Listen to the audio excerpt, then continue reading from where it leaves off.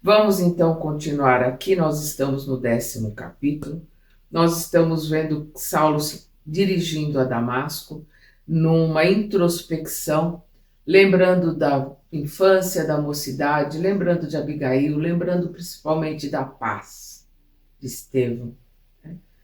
Então nós paramos aqui quando ele coloca, Emmanuel, coloca, bem montado, evidenciando o aprumo, Então, porte elegante daquele homem esportivo, daquele homem orgulhoso, garboso.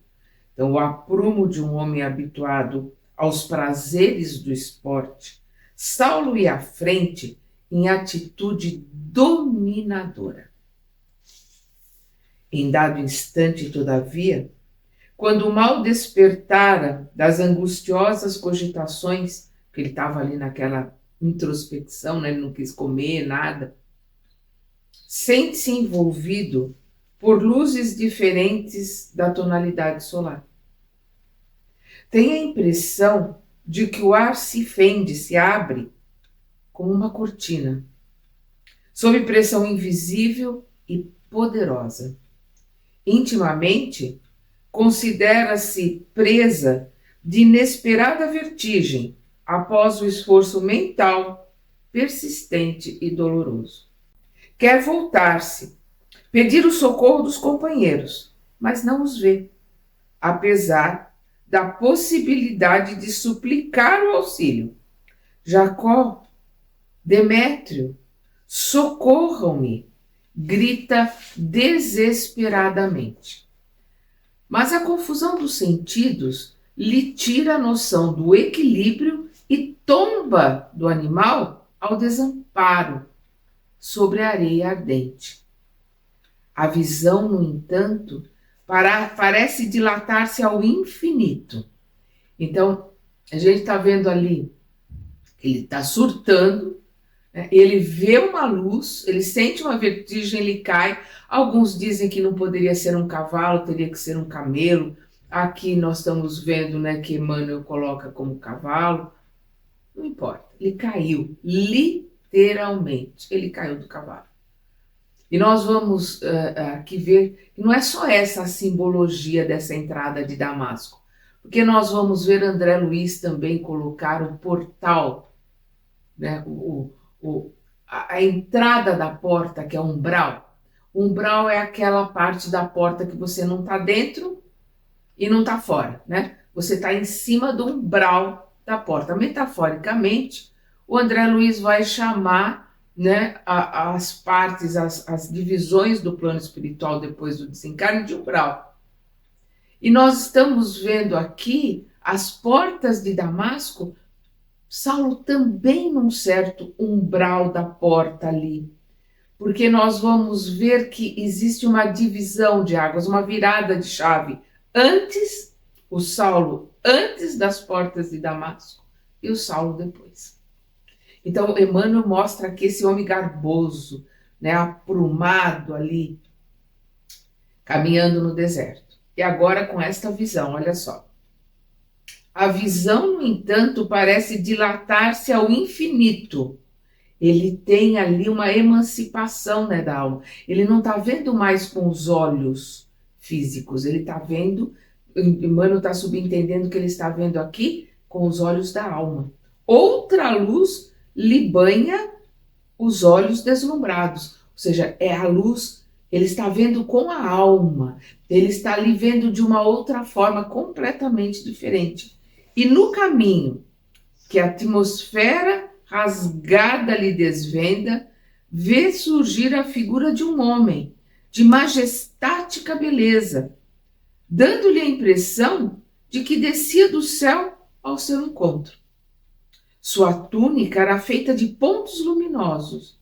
Os cabelos tocavam nos ombros a Nazarena. Vamos lembrar que essa colocação a Nazarena, como os nazarenos se colocavam, porque os nazarenos repartiam o cabelo ao meio e a barba aqui ao meio. Então, por isso quando ele coloca nessa questão de Jesus de Nazaré, Jesus Nazareno, os nazarenos tinham essa divisão do cabelo e essa divisão ao meio aqui na barba, por isso que ele coloca aqui os cabelos tocavam nos ombros a Nazarena, repartida ao meio.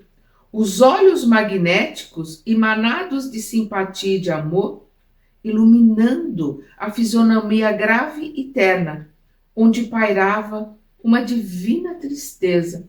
Nós vamos ver que Emmanuel está colocando aqui as impressões mentais do Saulo, olhando, sentindo aquele olhar triste no Mestre Jesus, a mesma colocação que Estevão nota. Quando Estevão vê Jesus olhando para Saulo, Estevão coloca a tristeza nos olhos de Jesus.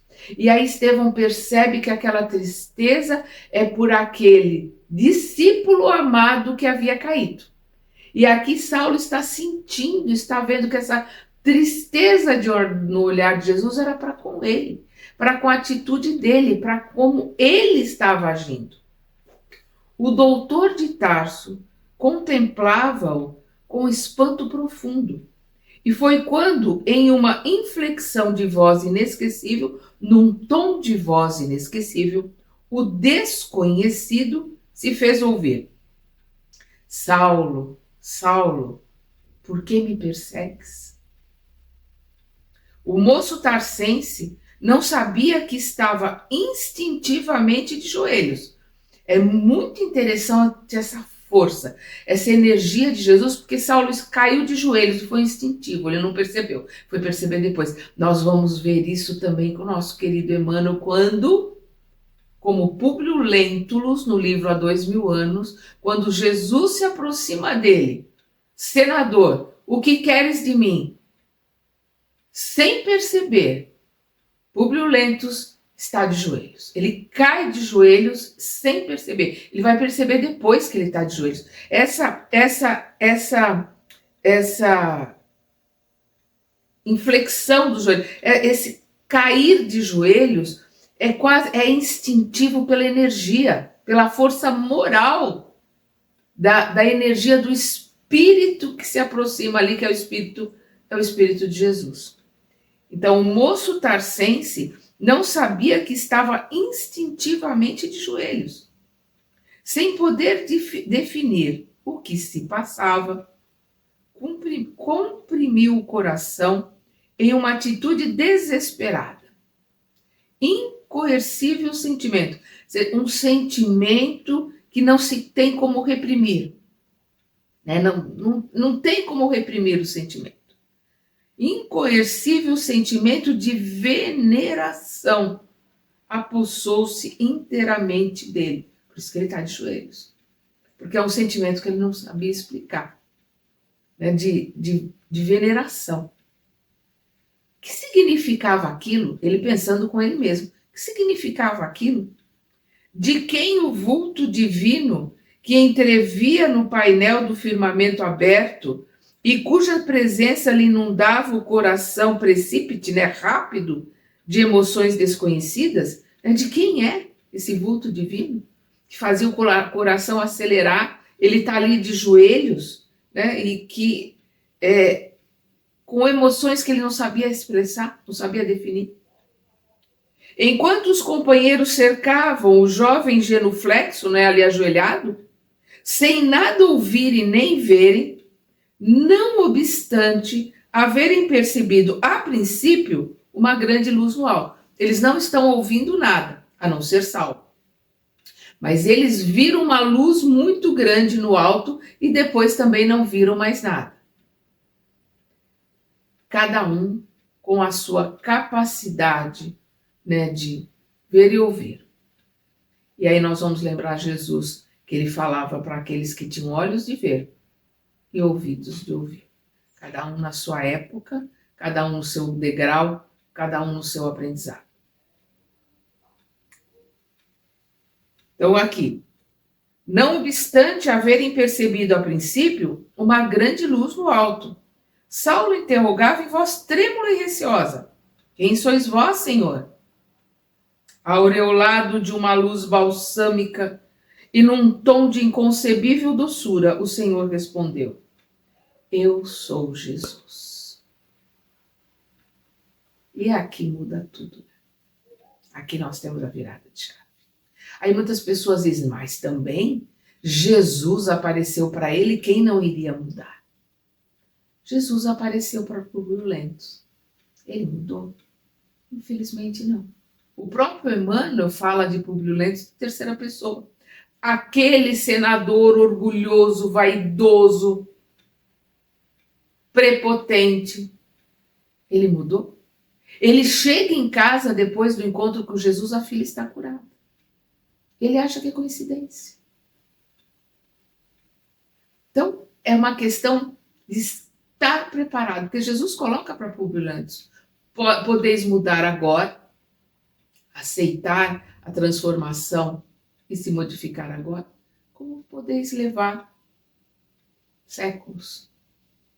E nós vamos ver que nosso Emmanuel, que foi na época de Jesus, né, ali no ano 30, pela idade certa seria, a gente coloca como ano 33, mas é o ano 35, 36. Ele teve a chance ali de se transformar e não se transformou. Saulo está tendo a chance dele, mas é o livre-arbítrio. Ele poderia pura e simplesmente dizer, não vou perder meus títulos, não vou deixar de ser doutor da lei, não vou deixar de ser rabino. Mas não, nós vamos ver aqui os pensamentos de Saulo, a transformação dos pensamentos de Saulo. Porque tudo isso já existia nele e estava ali ocultado, né? Estava apagado pelo orgulho, pela prepotência do jovem rico estudante na Grécia, né? Bonito, esportista. Tudo isso ofuscava, tudo isso fazia com que ficasse oculto, ficasse latente o discípulo que veio com uma missão, porque ele veio com uma missão. Eu sou Jesus. Então, viu-se o orgulhoso e inflexível doutor da lei curvar-se para o solo em pranto convulsivo. Ele já estava de joelhos, então aí ele se curva, ele vai com o rosto no chão, em choro compulsivo, convulsivo. Dir-se-ia que o apaixonado rabino de Jerusalém fora ferido de morte, experimentando no momento a derrocada, o desmoronamento de todos os princípios que lhe conformaram o espírito e o nortearam até então na vida. Diante dos olhos tinha agora, e assim, aquele Cristo magnânimo e incompreendido. Ele tinha na sua frente, diante dos olhos, aquele Cristo iluminado, magnânimo e incompreendido. E é incompreendido até hoje. Os pregadores do caminho não estavam iludidos. Olha o primeiro pensamento dele. Os pregadores do caminho não estavam iludidos.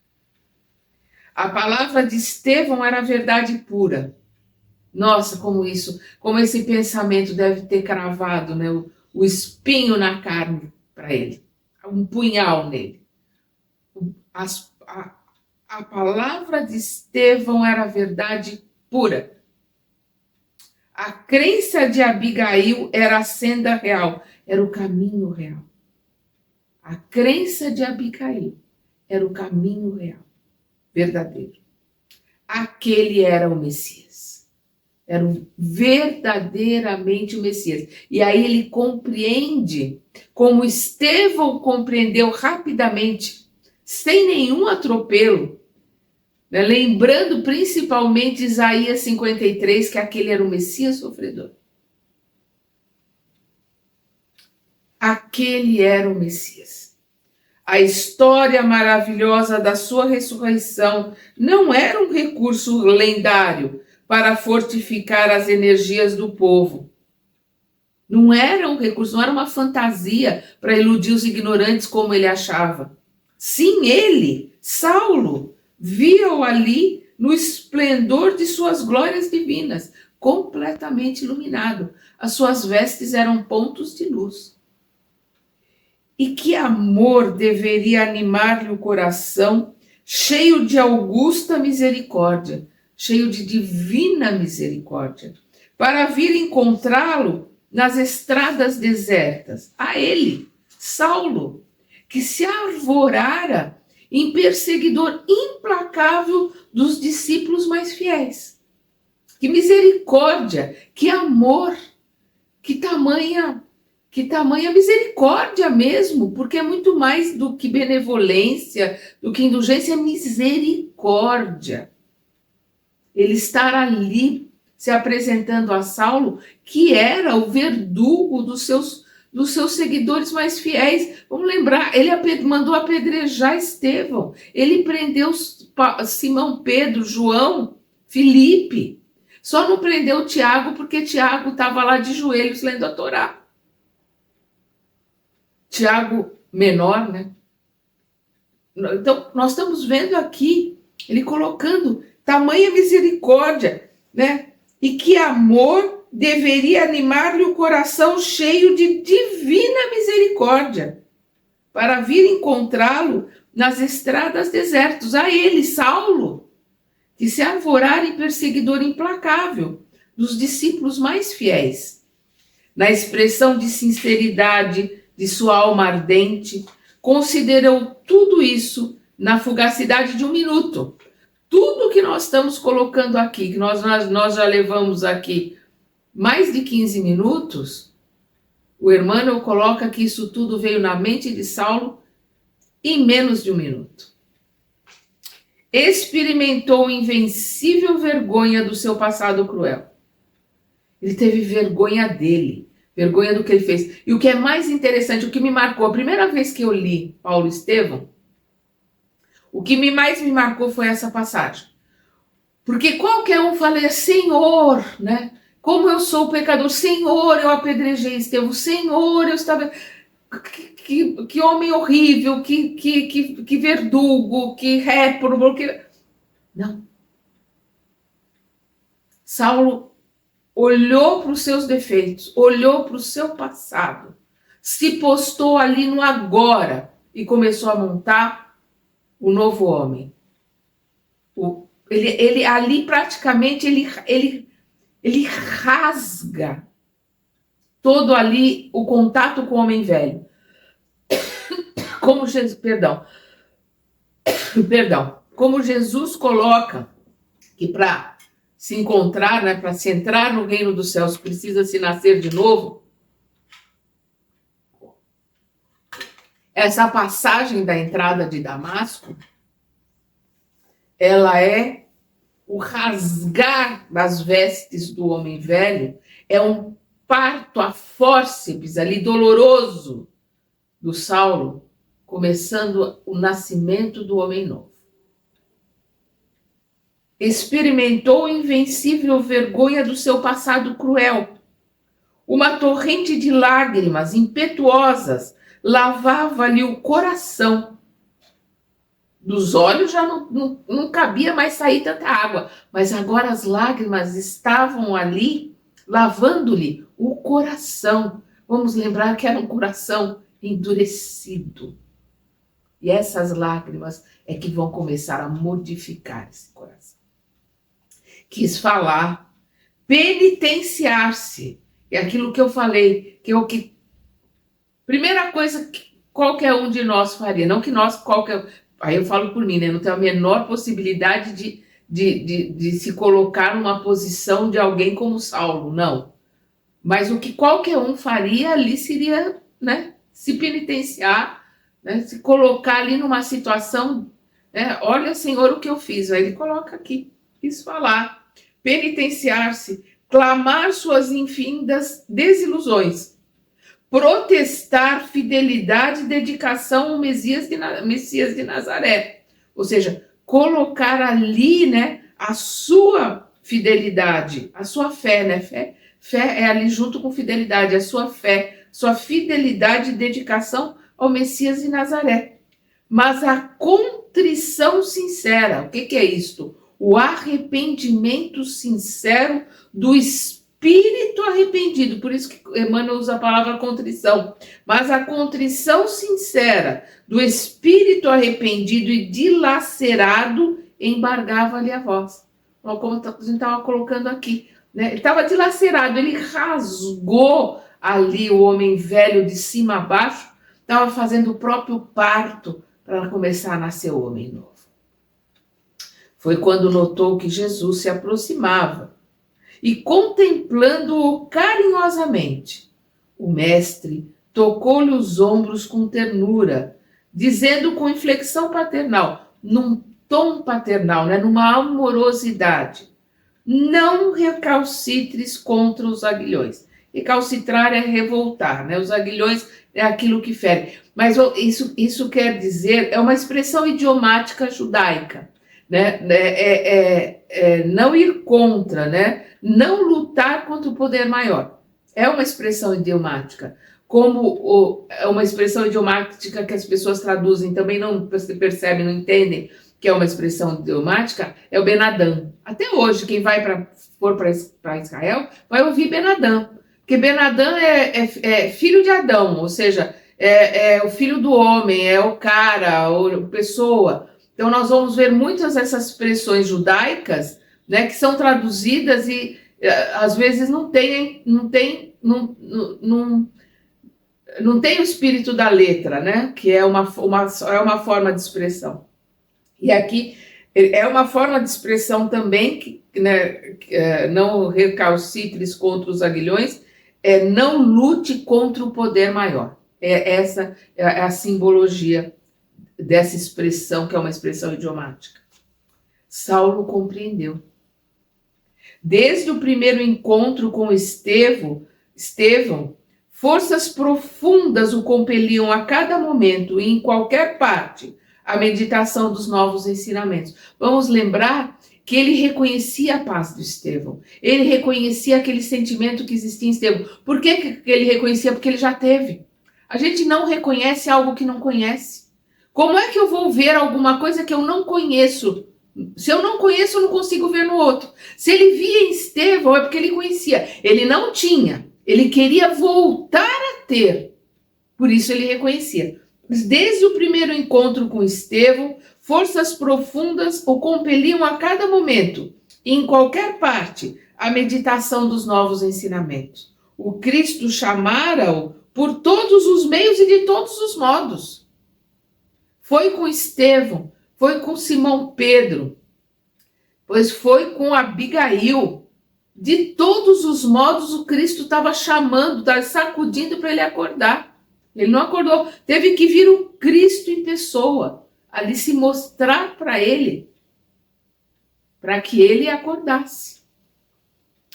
Sem que pudesse entender a grandeza divina daquele instante, os companheiros de viagem viram-no chorar mais copiosamente. Se ele já estava chorando, imagina como ele começou a chorar agora. O moço de Tarso soluçava. Ante a expressão doce e persuasiva do Messias Nazareno, considerava o tempo perdido em caminhos escabrosos e ingratos.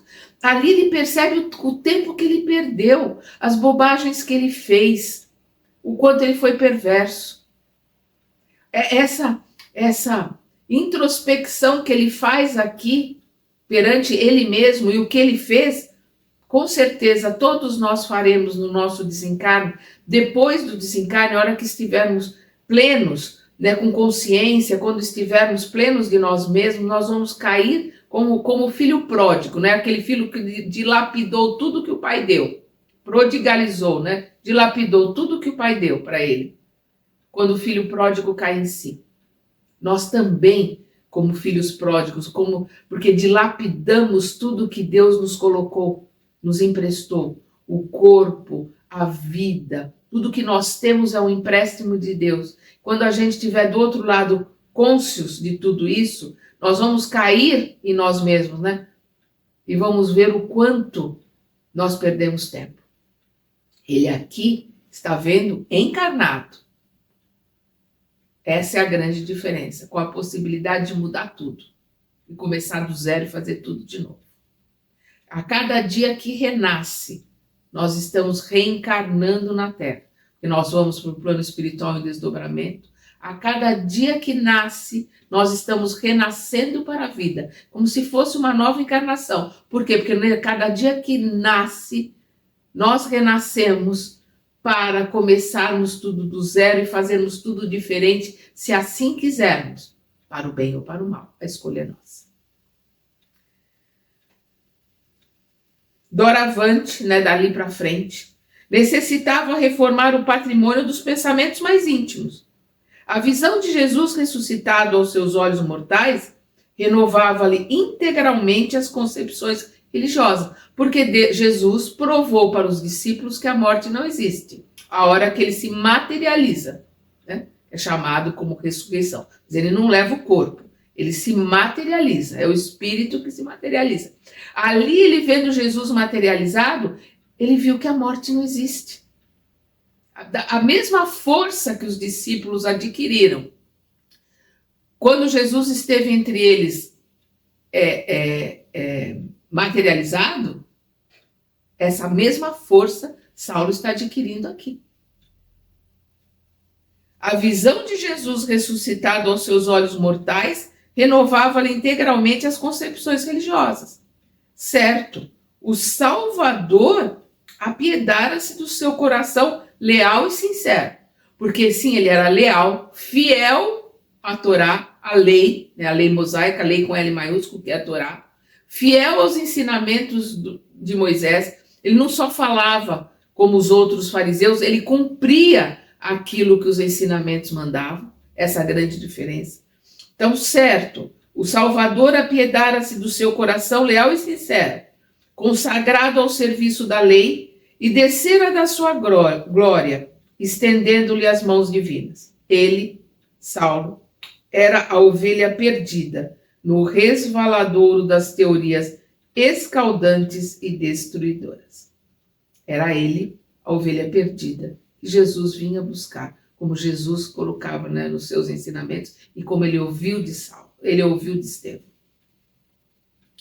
Jesus era o pastor amigo que se dignava fechar os olhos para os espinheiros ingratos, a fim de salvá-lo carinhosamente. Porque Saulo era assim, um porco-espinho no meio dos espinheiros. Ele era o próprio espinho no meio dos espinheiros. Jesus veio ali buscar. Quantos de nós somos muito piores do que isso? Jesus está vindo o tempo todo nos buscar através do amigo que nos dá um livro para ler, do amigo que nos leva para uma palestra ou nos leva para um templo religioso para aprender alguma coisa, seja qual for a religião. Quantos de nós não estamos recebendo através, porque Deus ajuda o homem através do homem, não estamos recebendo através de um amigo essa mensagem de Jesus? Sacode, acorda, muda, ainda dá tempo de mudar.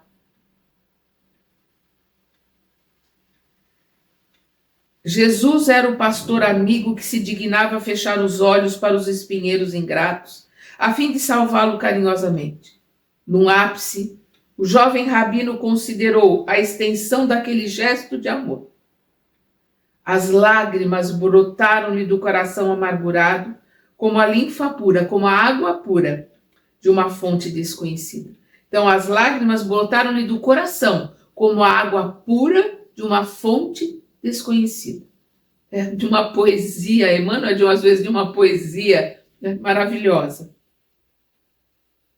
Ali mesmo, no santuário augusto, divino do Espírito, fez o protesto, teve a decisão. Protesto no sentido de decidir, resolver fazer alguma coisa. Fez o protesto de entregar-se a Jesus para sempre. Ali, naquele momento, ele se colocou para Jesus, se posicionou para Jesus, se entregando a Jesus para sempre. Recordou de súbito as provações rígidas e dolorosas. Ali ele começou a ver todas as provações, tudo que iria passar. A ideia de um lar morrera com Abigail. Sentia-se só e acabrunhado. Doravante, porém, entregar-se ao Cristo como simples escravo do seu amor. Ele não coloca aqui que ele se colocaria, se entregaria aos Cristos como um servo, porque o servo recebe salário. Ele se coloca aqui como um simples escravo do seu amor. O escravo não recebe nada.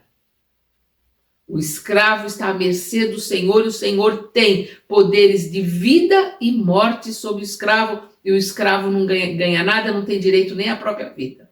É assim que ele se coloca. Olha só, a importância desse momento. Doravante, porém, entregar-se-ia ao Cristo como simples escravo do seu amor. Tudo envindaria, quer dizer, empenhar-se-ia, ele se empenharia de toda forma, de todo jeito, e tudo envidaria para provar-lhe que sabia compreender o seu sacrifício, o sacrifício de Jesus, amparando na senda escura, no caminho escuro das iniquidades humanas, naquele instante decisivo do seu destino. Banhado em pranto, como nunca lhe acontecera na vida, fez ali mesmo, sob o olhar assombrado dos companheiros e ao calor escaldante do meio-dia, a sua primeira profissão de fé, a sua declaração de fidelidade a Jesus. Perdão. A sua primeira profissão de fé. A fé ali, junta, sempre junta, a fé está sempre junta da fidelidade. Senhor, que quereis que eu faça? E isso eu acho a coisa mais linda de Saulo. Porque ele pensa tudo, ele revê tudo, ele vê tudo o que está acontecendo. E ele não coloca nada, ó Senhor, eu servi a Moisés, eu fiz. Não. Senhor, que quereis que eu faça? Perdão. Aquela alma resoluta, mesmo no transe de uma capitulação incondicional, humilhada e ferida em seus princípios mais estimáveis, dava mostras de sua nobreza e lealdade. Ali ele mostrou a alma nobre, o espírito elevado que ele era. Encontrando a revelação maior, em face do amor de Jesus, lhe demonstrava, encontrando a revelação maior, em face do amor que Jesus lhe demonstrava solícito. Saulo de Tarso não escolhe tarefas para servi-lo na renovação dos seus esforços de homem. Entregando-se-lhe de alma e corpo, como se fora ínfimo servo, interroga com humildade o que deseja o mestre da sua cooperação. Com extrema humildade, aquele Saulo orgulhoso, se entrega ali com extrema humildade. Senhor, que quereis que eu faça? Foi aí que Jesus, contemplando-o mais amorosamente e dando-lhe a entender a necessidade de os homens se harmonizarem no trabalho comum da edificação de todos, no amor universal, em seu nome, esclareceu generosamente. Levanta-te, Saulo. Olha, levanta-te. Nós vamos ver isso em todas as passagens de Jesus. Porque o se levantar é tomar uma atitude, é fazer alguma coisa. A gente vê nos evangelhos. E levantou Jesus e foi. E levantou-se Jesus e colocou.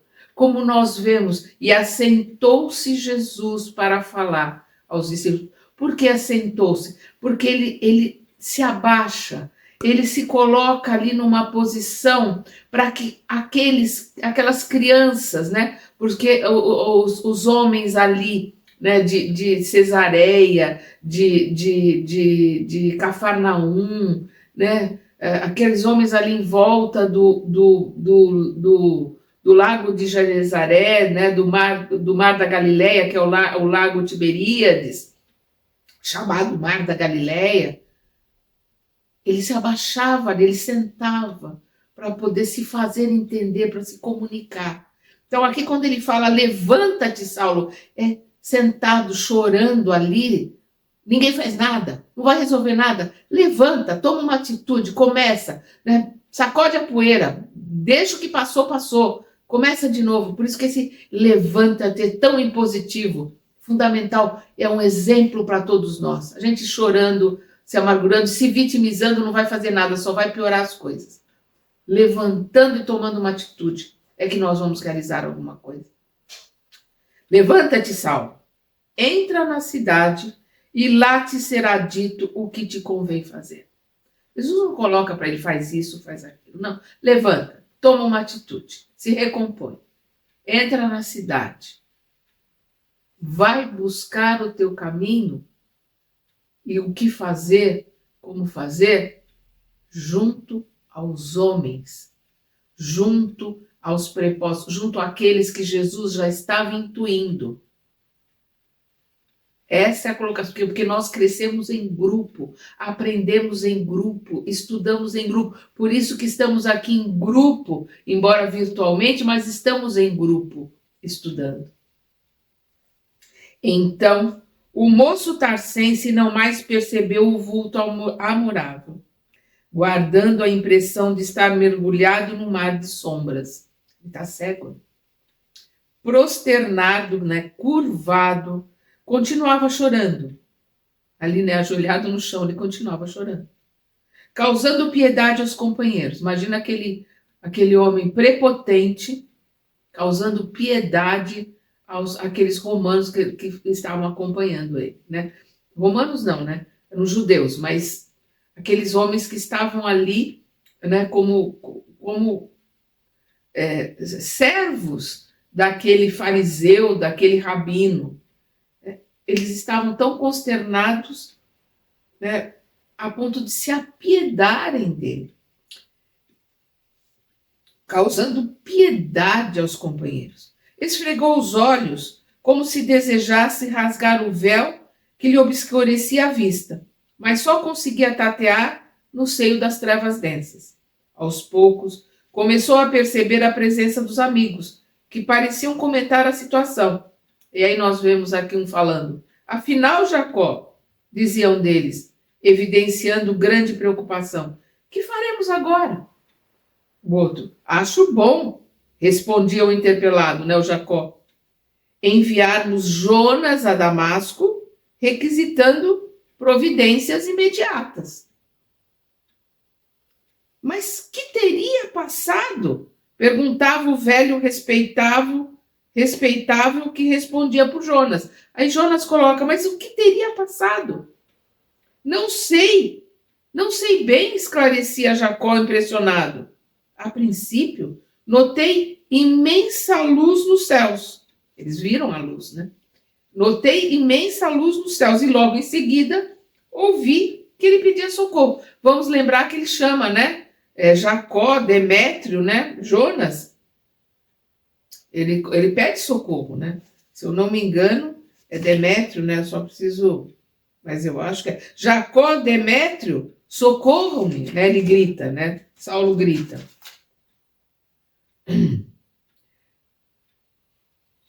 Nem tive tempo de atender, porque ao mesmo instante ele caiu do animal, sem poder esperar qualquer recurso. O que me preocupa, ponderava Demétrio, é esse diálogo com as sombras. Com quem conversará ele? Se lhe escutamos a voz e não vemos ninguém, que se passará aqui nesta hora sem que possamos compreender? Mas não percebes que o chefe está em delírio? Objetou Jacó prudentemente. As grandes viagens com o sol causticante costumam abater as organizações mais resistentes. Além disso, como vimos desde a manhã, ele parece acabrunhado e doente. Lembra que ele não quis comer nada, ele estava introspectivo, Ele estava mesmo acabrunhado. Não se alimentou, enfraqueceu-se com o esforço destes dias tão longos que vimos atravessando, desde Jerusalém, com um grande sacrifício. A meu ver, concluía abanando a cabeça entristecido, trata-se de um desses casos de febres que atacam repentinamente no deserto. O velho Jonas, no entanto, de olhos arregalados, fixava o rabino soluçante, com grande admiração. Depois de ouvir a opinião dos companheiros, falou receoso, como se temesse ofender alguma entidade desconhecida. Então a gente vai ver que ele fala receoso, com medo de ofender alguma entidade desconhecida, algum espírito que pudesse estar ali que eles não estavam vendo. Aí aqui nós vamos ver o Jonas falando. Tenho grande experiência dessas marchas com o sol a pino. Gastei a mocidade conduzindo camelos através dos desertos da Arábia, mas nunca vi um doente nesses lugares com estas características. A febre dos que caem extenuados no caminho não se manifesta com delírio e com lágrimas. O enfermo cai abatido sem reações. Aqui, porém, observamos o patrão como se estivesse a conversar com um homem invisível para nós. Reluto em aceitar essa hipótese, mas estou desconfiado de que em tudo isso haja sinal dos sortilégios do caminho, né? Dos feitiços do caminho. Os seguidores do carpinteiro sabem processos mágicos que estamos longe de compreender. Não ignoramos que o doutor se consagrou à tarefa de persegui-los onde se encontrem. Quem sabe planejaram contra ele alguma vingança cruel? Ofereci-me para vir a Damasco a fim de fugir dos meus parentes, que parecem seduzidos por essas doutrinas novas.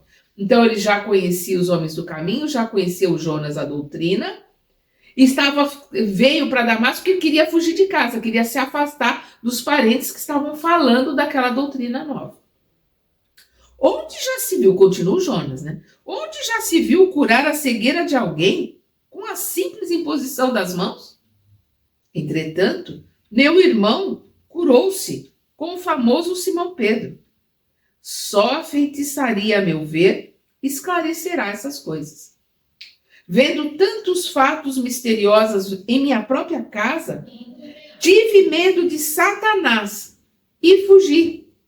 E Satanás é aquele que divide. Satanás, naquela época, não tinha a conotação que tem hoje, né, como uma entidade. Satanás é aquele que divide. Satanás é colocado como inimigo. Então ele teve medo do inimigo e fugiu. Recolhido em si próprio, surpreendido no meio das trevas densas que o envolviam, Saulo escutou os comentários dos amigos, experimentando grande abatimento, como se voltasse exausto e cego de uma imensa derrota. Limpando as lágrimas, chamou um deles com profunda humildade. Olha a diferença que a gente está vendo aqui. Com profunda humildade.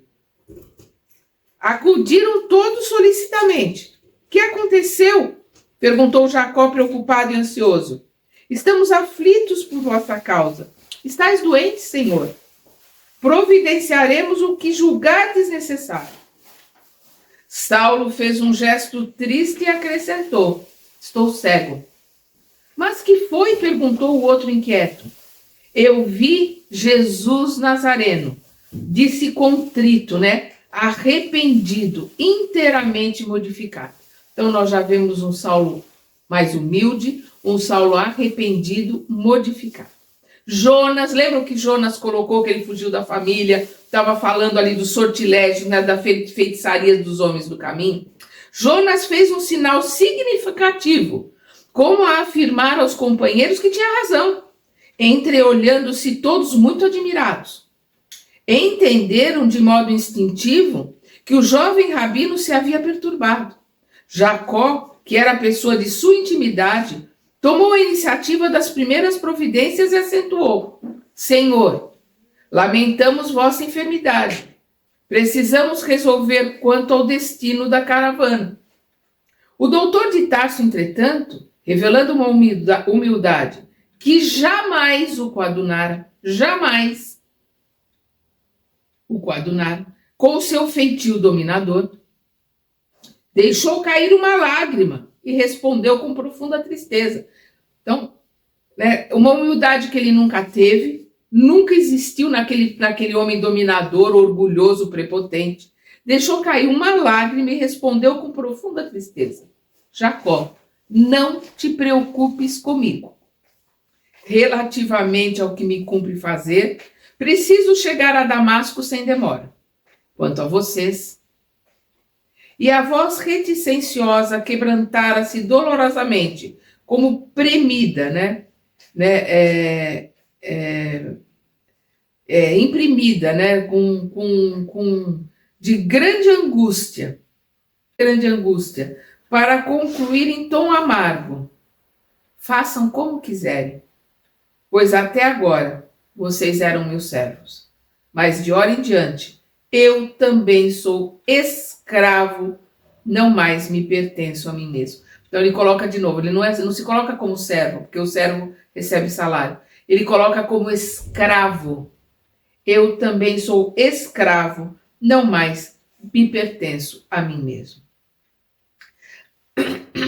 Perdão. Ante aquela voz humilde e triste, Jacó começou a chorar. Tinha plena convicção de que Saulo enlouquecera.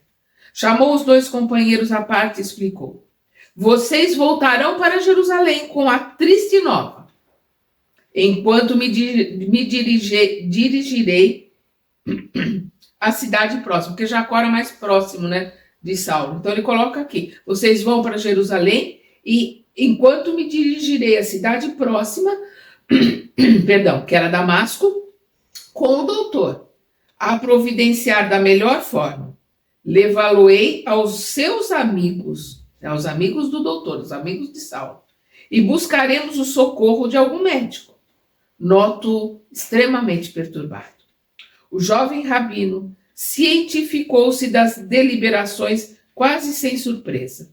Conformou-se passivamente com a resolução do servo. Então ele se conformou que era um servo que estava tomando as decisões ali.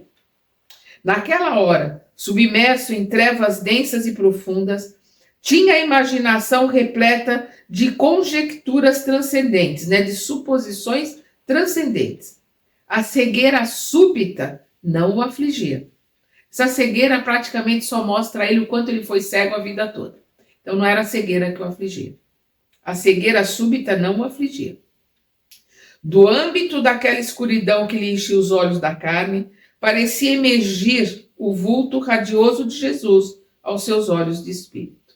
Então ele cego ali para o mundo, ele estava com a visão voltada para dentro.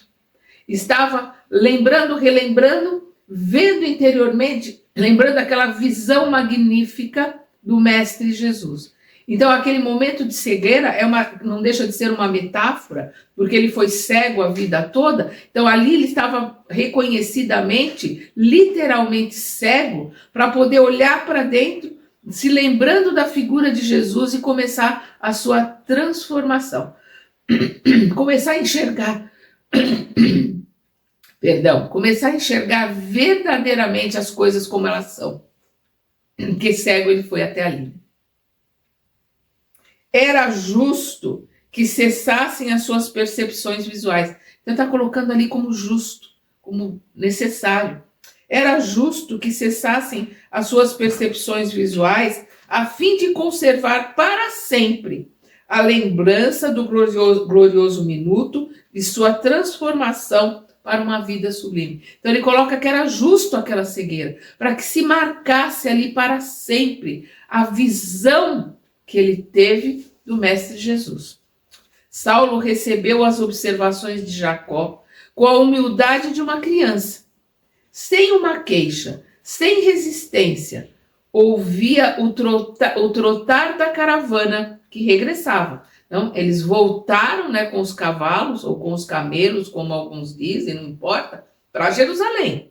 E ele segue a pé com Jacó para Damasco. Então, sem uma queixa, sem resistência, ouviu o trotar da caravana que regressava, enquanto o velho servidor lhe oferecia o braço amigo, tomado de infinitos receios. Com o pranto a escorrer dos olhos inexpressivos, estava cego, como perdidos em alguma visão indevassável no vácuo, o orgulhoso doutor de Tarso, guiado por Jacó, seguiu a pé sob o sol ardente das primeiras horas da tarde. Nós vamos ver que quando ele caiu ali, e Jesus apareceu, era sol a pino, era meio-dia. Então, eles estão seguindo ali nas primeiras horas da tarde. Comovido pelas bênçãos que recebera das esferas mais elevadas da vida, Saulo chorava como nunca. E ele continua ali em prantos. Estava cego e separado dos seus. Dolorosas angústias represavam-se-lhe no coração oprimido. Então estavam represadas ali aquelas angústias num coração oprimido. Mas a visão do Cristo redivivo, o Cristo vivo, ali materializado para ele, sua palavra inesquecível, sua expressão de amor lhe estavam presentes na alma transformada. Ele já está transformado ali. Jesus era o Senhor inacessível à morte. Ele orientaria os seus passos no caminho, dar-lhe-ia novas ordens, secaria as chagas da vaidade e do orgulho que lhe corroíam o coração. Sobretudo, conceder-lhe-ia forças para reparar os erros dos seus dias de ilusão.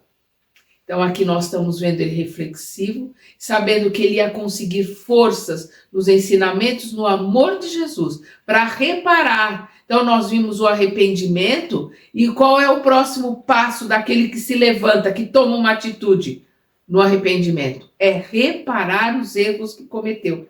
Então aqui nós vamos lembrar da semente lá na parábola do semeador, da semente que está ali, né, entre as ervas daninhas.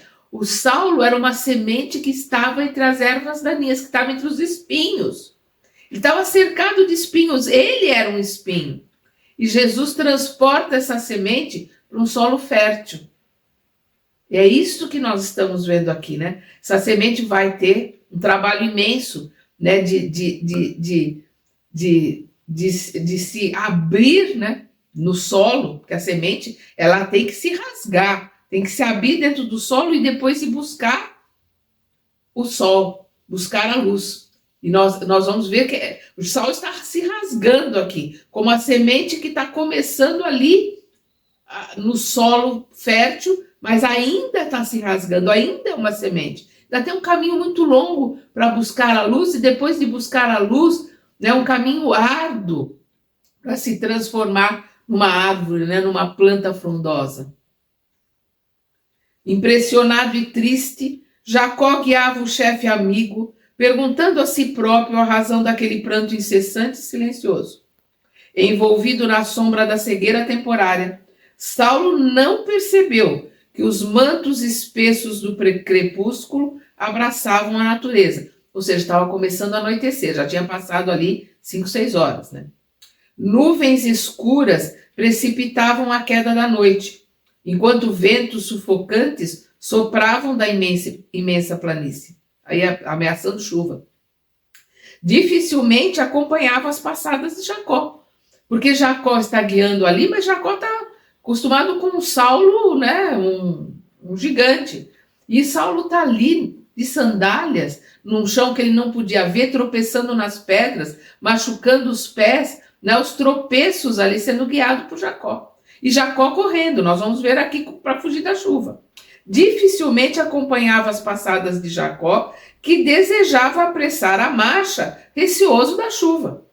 Coração resoluto e enérgico, ele era extremamente disciplinado, o Saulo. Coração resoluto e enérgico, não reparava os obstáculos que se antepunham à sua jornada dolorosa.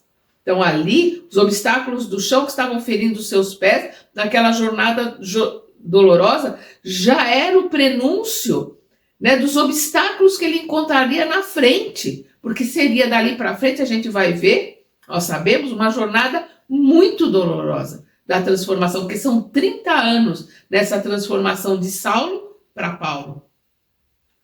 Faltava-lhe a visão, necessitava de um guia, mas Jesus recomendara que entrasse na cidade onde lhe seria dito o que tinha a fazer. Era preciso obedecer ao Salvador que o honrara com as supremas revelações da vida.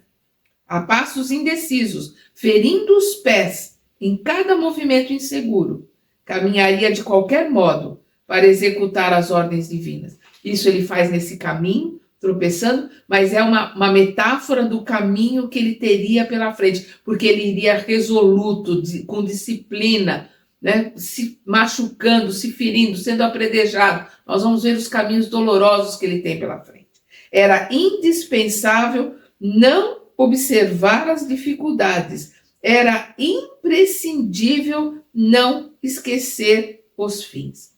Vou repetir, era indispensável, o pensamento de Saulo, era indispensável não observar as dificuldades, era imprescindível não esquecer os fins, e foi assim até o final da sua vida. Ele nunca esqueceu qual era a finalidade, o que ele tinha se proposto, a levar os ensinamentos do Cristo a todos e a todos os lugares. Graças a ele, nós temos aqui no Ocidente os ensinamentos do Cristo.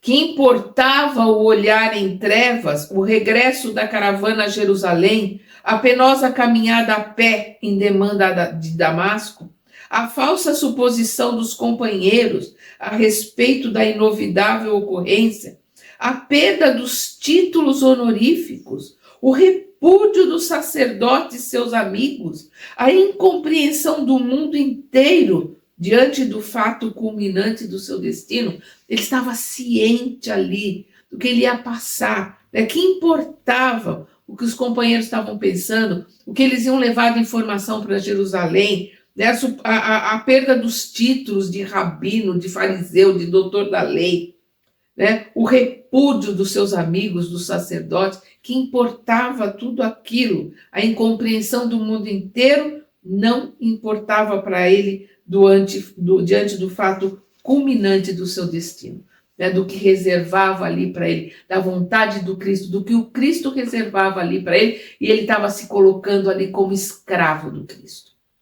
Saulo de Tarso, com a profunda sinceridade, que a gente viu o tempo todo, com orgulho, com prepotência, mas um homem sincero, verdadeiro, honesto, disciplinado. Saulo de Tarso, com a profunda sinceridade que lhe caracterizava as mínimas ações, só queria saber que Deus havia mudado de resolução a seu respeito. Ser-lhe-ia fiel até o fim. Continuaria sendo fiel a Deus nas orientações e na colocação de Jesus como o Messias, da mesma forma que até ali ele tinha sido fiel às leis mosaicas, nos ensinamentos da Torá. Ser-lhe-ia fiel até o fim. Quando as sombras crepusculares se faziam mais densas, né, chegava a noite, 2 homens desconhecidos entravam nos subúrbios da cidade. Estavam entrando em Damasco. Embora a ventania afastasse as nuvens tempestuosas na direção do deserto, grossos pingos de chuva caíam, aqui e ali, sobre a poeira ardente das ruas. As janelas das casas residenciais fechavam-se com estrépito, né? Com grande barulho. Damasco podia recordar o jovem tarsense, formoso e triunfador. Né? Já Damasco podia recordar aquele homem resoluto, aquele homem prepotente, orgulhoso, o jovem tarsense, formoso e triunfador. Conhecia-o nas suas festas mais brilhantes, costumava aplaudi-lo nas sinagogas. Damasco conhecia Saulo de Tarso e costumava aplaudi-lo nas festas e nas sinagogas. Mas vendo passar na via pública aqueles 2 homens cansados e tristes, jamais poderia identificar. As vestes de Saulo eram as mesmas, embora empoeiradas, ele devia estar com os pés ensanguentados, mas ele estava ali cego, se apoiando em Jacó, precisando de ajuda. Então, jamais Damasco poderia identificá-lo naquele rapaz que caminhava cambaleante, de olhos mortos, porque estava cego. Jamais reconheceria. E ninguém mais, a partir dali, veria aquele Saulo que eles estavam acostumados a ver, orgulhoso, prepotente, duro, extremamente duro. A partir de agora, nós temos um outro Saulo de Tarso. Termina aqui a primeira parte do livro. O livro